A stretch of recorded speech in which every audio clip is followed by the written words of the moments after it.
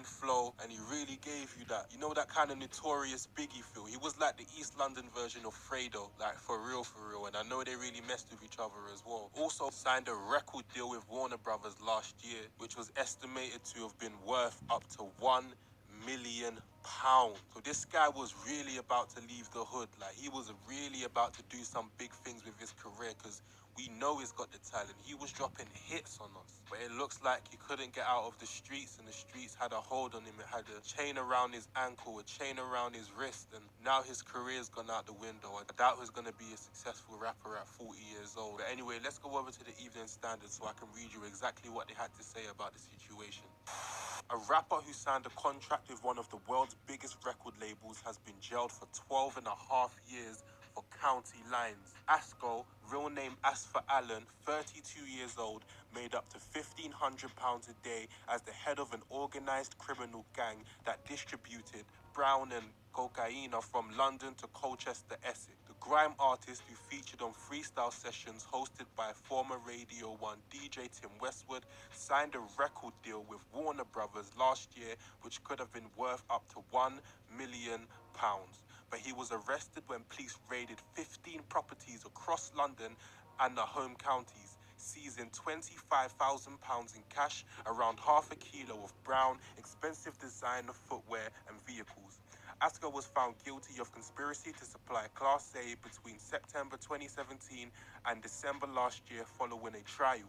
Judge Gregory Perrins jailed him for 12 and a half years at Wood Green Crown Court. You held and controlled the line until your music career took off in the summer of 2018, the judge said. The judge also said, I am satisfied that even when your music career took off, you still maintained a controlling interest in the line. You plainly made a significant amount of money and enjoyed a lavish lifestyle funded, at least in part, by the dealing. He added, you are, in my judgment, a man with a talent for music who was beginning to make a break from criminality. It may well be your career has ended before you had a chance to see how far it would have taken you. However, that is no one's fault but your own.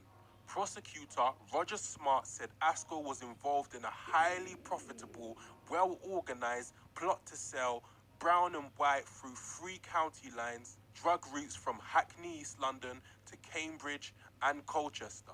Bulk texts will be sent to users who will be sold £10 wraps, with the dealers operating with a 100% profit margin. Asco was the head of the Bobby line, which he boasted turned over £2,000 to £3,000 a day, netting him a £1,500 profit.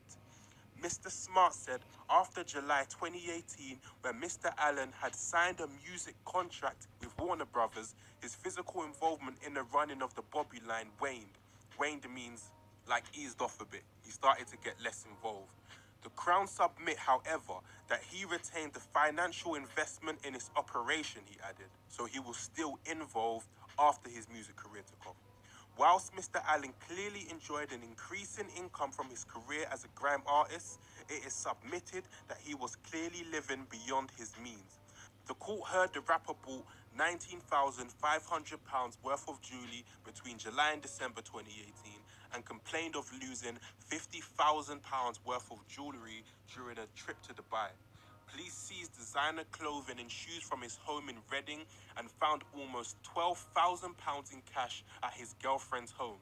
His barrister, Sam Robinson, said in mitigation that Asco is something of a target in prison because he is a celebrity of sorts. He's still in contact with Warner Brothers, who are still looking to maintain a relationship with him. They are waiting, obviously, on the outcome of this sentencing, he said. Even now, even on conviction, they are still of the opinion this is a man with potential. This speaks to his potential, his future.